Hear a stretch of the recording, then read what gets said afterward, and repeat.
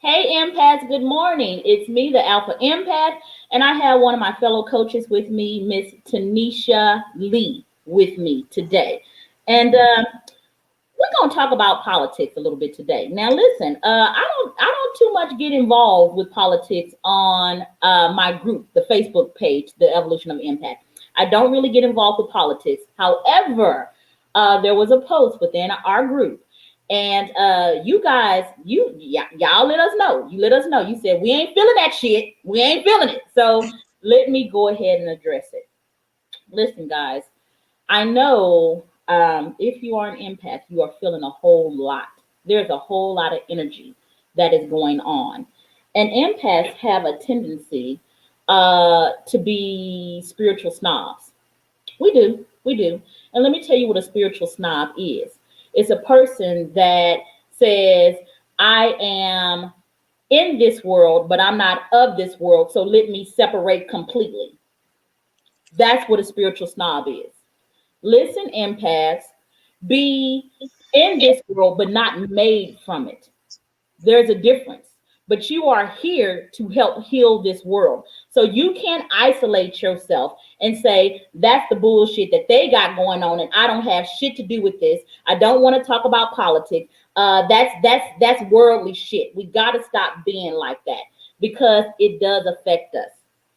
The energy of this world does affect us. And I can speak about this, man, I can speak about it because that's kind of how I was for years. I really didn't want to get into politics. The political arena it really just drained me. And let me help you to understand why it drained me so much. Good morning, Denise. How are you, honey? Good morning. Let me tell you why it drained me so much. An empath, they sense everything with their heart. They can spot bullshit. It doesn't matter what image you are putting up at all.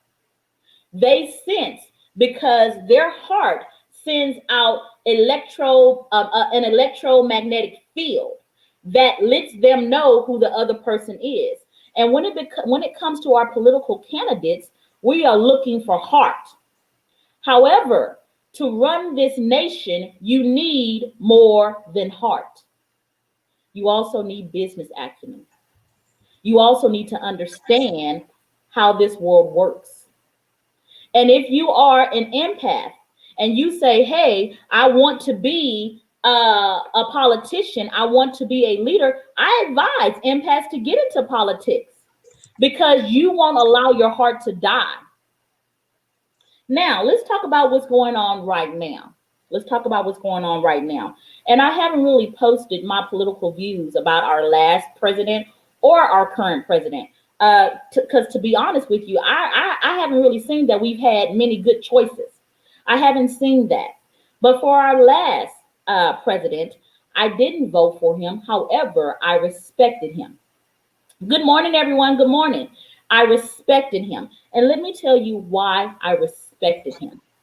I respected him because of his business acumen.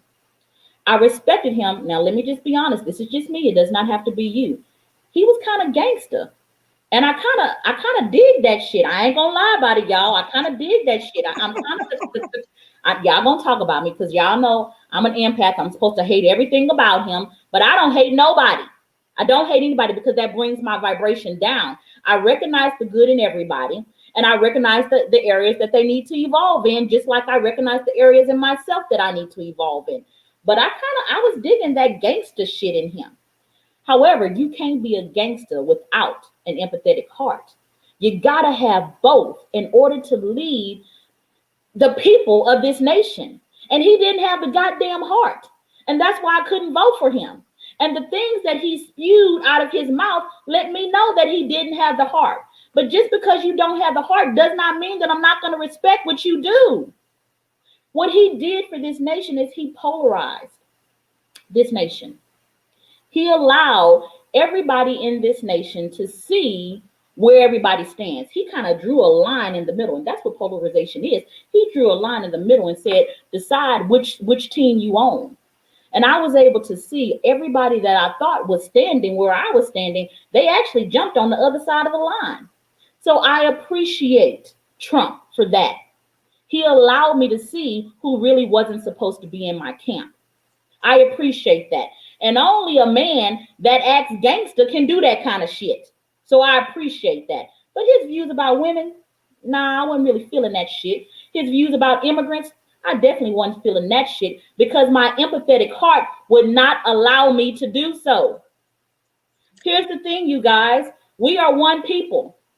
And as long as we keep allowing us to be divided through polarization, we are always going to elect a candidate that serves one people and not the other. It is not until we become one that we can get a leader that is and represents one. But we are not one. So how do we expect our leaders to be like that? We can't expect it. We cannot expect it. Now, what did this Facebook user say here? Let me see. He used the same tactics the Germans of World War II used. I agree with you, but let's be honest here. Let's just be honest here. Where did the Germans learn those tactics from? Now, if you study history, you're going to know that they learned it from us. They learned it from us, you guys. They learned it from us. And across the world, let's be honest. I know you guys say America is great. And I live in this fucking country. I want my country to be great. But worldwide, we're kind of seen as bullies. Yeah, we kind of are. We're kind of seen as thieves. We steal from every other continent. And then we take all the fucking glory. We do.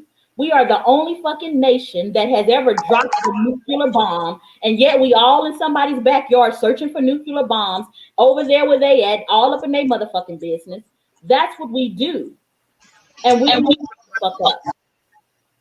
And the way that you're going to know that we grow the fuck up is in the leaders that we allow to represent us. And when Trump was elected, although, as I said, the business acumen, you can't fault that fucking man on that shit. But the heart, we showed what was more important to us when he got elected. We showed it, what was more important to us. And now since we got those people in the White House, now listen, now this is just Tiffany being Tiffany. This is just Tiffany being Tiffany, okay? Y'all don't have to be like this. I'm not a political person. But for a man to go put his boots up on Nancy Pelosi's desk and be like, bitch, what the fuck you gonna do?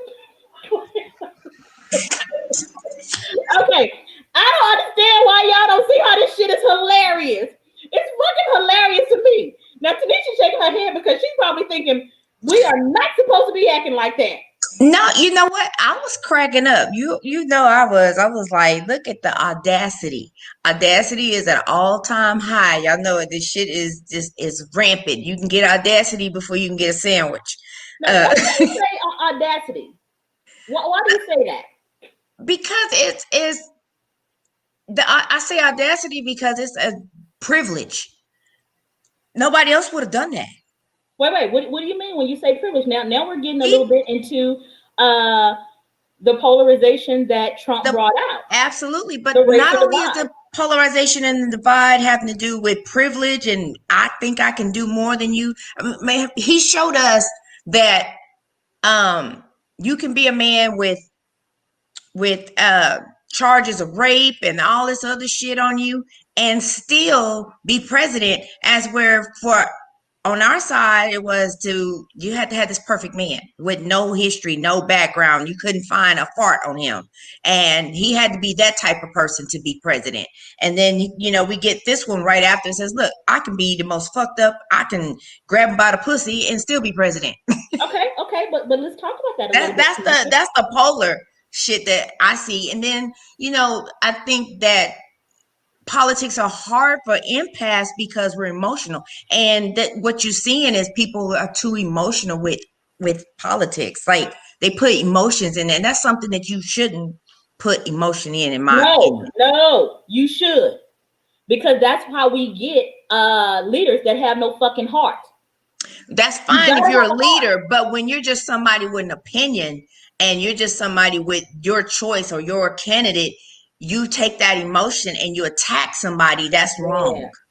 And that's what I'm seeing is that's the polarization of two different sides of people that attack each other. And I was like, when did we become separated by Democrats and Republicans? Because Instead that's of how our fucking nation was people. formed. That's how our nation was formed. Now let's look at this comment here from Jonathan. Jonathan says he is still a failed businessman. All of his businesses are failing, and he is living off loans from banks and personal loans. Jonathan, you are absolutely correct. But that is the American way. That is the American way. It really is. That's why people want to come over here so much. They want to come over here because you can live off of personal loans and banks. That's the way we're kind of set up. Now, as an African American male, are you going to be able to do that as much as somebody else? Probably not. Probably not. And just historically in biblical times, this type of shit is how you end up a slave. Why'd you say that? If it said if you couldn't pay your debt, then you had to pay it to somebody and they owned you till you paid your debt off. That's true. That's true. You're absolutely right. You're absolutely right. This country does allow for a lot of shit, and some countries still practice that. If you owe a debt and you can't pay it, you got to go work it off. So how do you believe, Tanisha, that we can, how do we get people or allow people that have the hearts to become politicians? Because it almost seems like once you go that path, you're not allowed to have heart anymore. That's kind of what it seems like. Now, empaths typically don't want to be in politics at all. And I get it. I totally get it.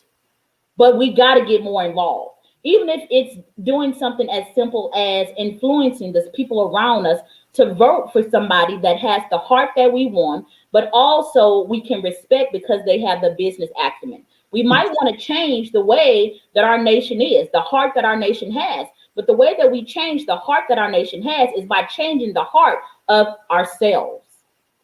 I would think that in order for an empath to be in politics, they would need to be empowered. And that's going to be the key, is to help more empaths mature and be empowered, because you can't be a disempowered empath in politics. I mean, I thought I saw, and I know this guy's a true enigma because he used to be a pastor of a really good church. He's very much an empath, a really good guy. And he went to law school. And I was like, oh, you're going to be a lawyer and a pastor? How does that work? You can do it. You can do it. But you're right. You're going to have to be empowered. And a lot of empaths, they're not really concerned about being empowered because they think being empowered is being rude or mean. And it's not true. Empaths take no shit, but do no harm.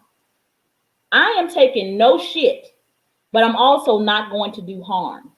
I'm not going to do harm. And when I say not do any harm, you better believe if you come for me, oh shit, you're going to have a motherfucking fight on your hands. You better believe that. However, I am not going to be somewhere trying to start something with you.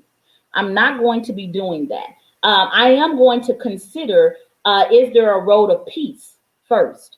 I'm going to consider that because I know the casualties of war. All of my family, man, you see that I'm African American. A lot of men in my family, their route of freedom is to go into to go into the army or to go into the Navy or to go into that kind of stuff. And then they are drafted from their families, and then they have to go and fight. And then some of them die. Well, these decisions are not really made by them. These decisions are made by our leaders. So a leader has to be connected with heart, because once he sees his people dying, he has to be able to come up with a new plan. He has to be able to do that. And it can't just be about winning. It can't be about that when you are when you have people's sons and when you have people's husbands and people's fathers dying. It has to be about more than that. So I'm not for sure how we're going to do that.